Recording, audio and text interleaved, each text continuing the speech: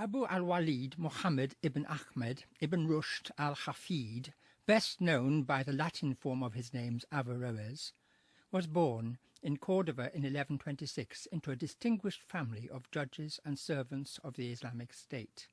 He also became a judge, a qadi, but a doctor too, and above all, the supreme exponent in the Middle Ages of the philosophy of the ancient Greek philosopher Aristotle. The Argentinian writer Jorge Luis Borges imaginatively depicted Averroes in his study in Cordova, overlooking the Guadalquivir River and listening to the joyful sounds of children playing in the square and the women of the harem joking with each other. He was trying to work out what Aristotle in his book on the theory of poetry meant by comedy and tragedy, but had no experience of drama in his own culture. In our turn, we, in the 21st century, may be similarly perplexed about what Averroes meant by the material and the agent intellect, and why these were important for him, as he listened through his window to the Cordovans sing their songs, the Muwashahat, in a mixture of Arabic and Old Spanish.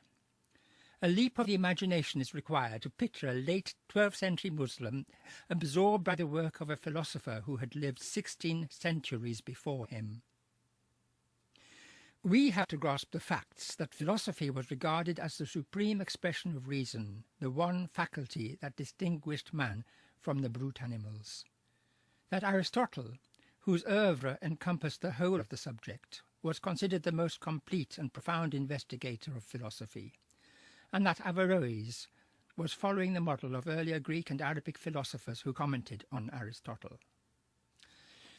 Through translations into Arabic in the 9th century, the Islamic realm had made Aristotle its own, having taken control of the lands in the Near East and North Africa where Greek philosophy had survived.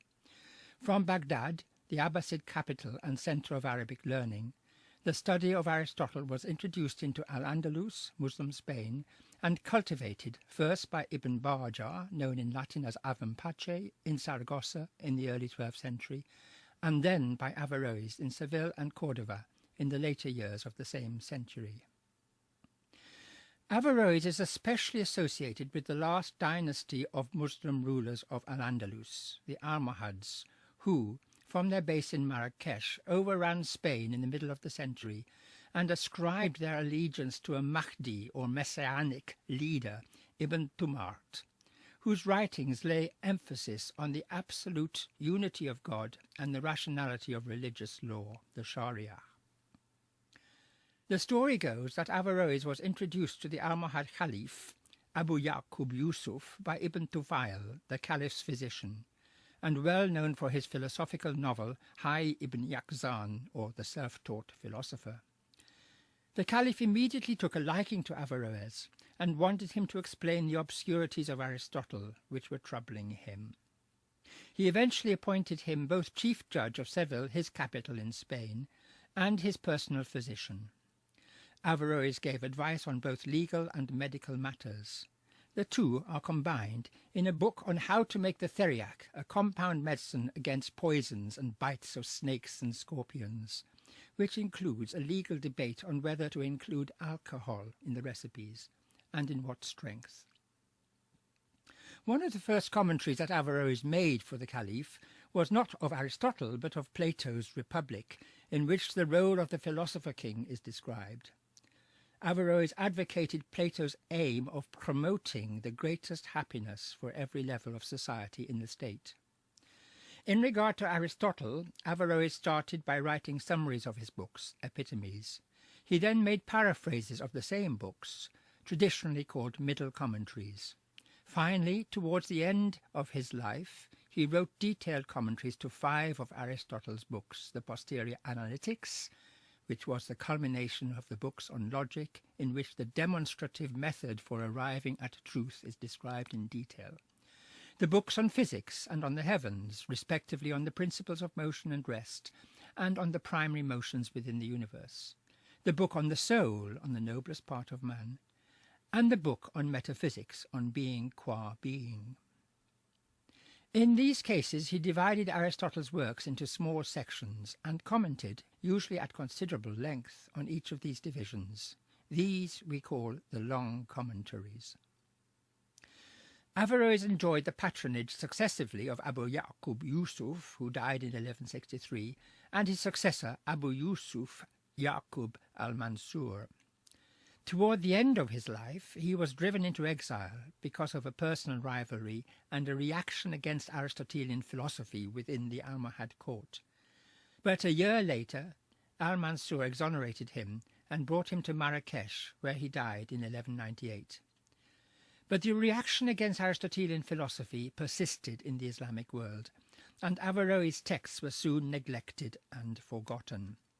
Averroes was the last great scholar in an Arabic tradition based on Aristotle's philosophy that had begun in the 9th century. The situation in the Latin West, however, was completely different. Almost immediately after his death, Averroes' books started to be translated both into Hebrew and into Latin. A sponsor for this was Frederick II, the Arabophile Holy Roman Emperor, in his Sicilian capital of Palermo, who surrounded himself with Islamic, Jewish and Christian scholars, and, as the rumour has it, invited Averroes' sons to his court. He sponsored Jacob Anatoli in translating Averroes' paraphrases of Aristotle's logical works into Hebrew, and, it seems, William of Luna, who translated the same books into Latin, whilst Michael Scott, the court astrologer, translated or supervised the translation of the long commentaries on the physics, the heavens and the soul, as well as a cosmological text on the substance of the orb and a paraphrase of Aristotle's book on animals, a subject close to Frederick II's heart. Michael Scott is credited with bringing his translations to Paris, and it is in the young University of Paris that we see the first evidence of the use of these translations. Meanwhile, Frederick II had founded, in 1224, a university in Naples within his kingdom, where both Jacob Anatoli and William of Luna were working, and where Thomas Aquinas studied, doing the groundwork for his synthesis of Aristotelianism and Christian theology. Soon, Aristotle's works were to form the backbone of the education in philosophy pursued by every arts and theological student in European universities. By the early 13th century, the works of Aristotle had been translated into Latin, either from Greek or from Arabic. In the later 13th century, the Arabic translations were replaced by new translations made directly from the Greek by William of Moerbeker. But alongside these Latinized Greek texts, the commentaries of Averroes were being read, either in the margins of the manuscripts or in separate volumes.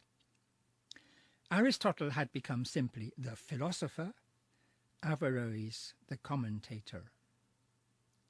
Meanwhile, the lead of Jacob Anatoli was being followed by other Jewish scholars who translated several of Averroes' texts into Hebrew, especially the middle commentaries or paraphrases, and tended to read these texts rather than the works of Aristotle himself, and to write super-commentaries on them.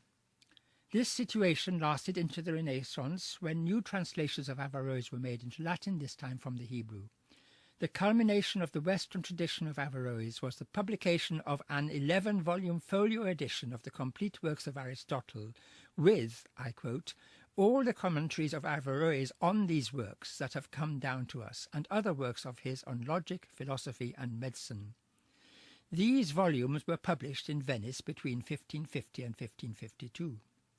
In the preface, the publisher, Tommaso Giunta, commends Averroes in the following terms. Averroes' most solid teaching is not so much drawn from as squeezed out of the water springs of the Greeks.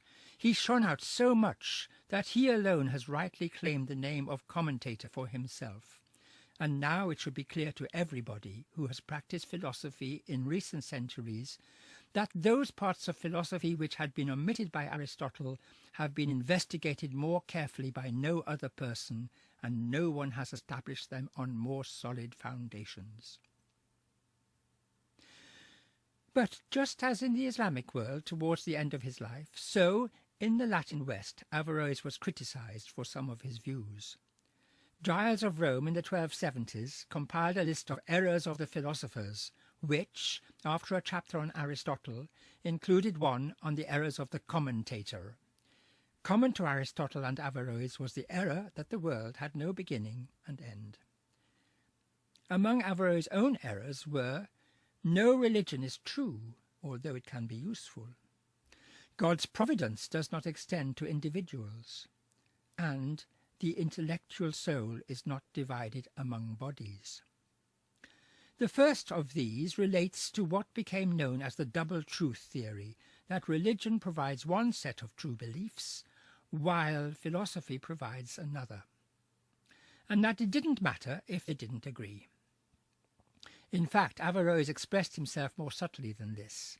In his short text, known in Arabic as Fasl al-Maqal, but whose full title can be translated The Distinction of Discourse on the Agreement between Religious Law and Philosophy, he differentiated between three different ways of talking: rhetorical or persuasive discourse, which is appropriate to the masses; dialectical discourse, reasoning through discussion, which is appropriate to religious scholars, known as the mutakallimun, literally the talkers; and demonstration, using irrefutable arguments, which is appropriate to philosophers. The conclusions of the first two ways of reasoning can be tested by demonstrative arguments, the method set out in Aristotle's Posterior Analytics. But ultimately, as Averroes says, quoting Aristotle, truth does not contradict truth. Reality, which philosophy pursues, is one.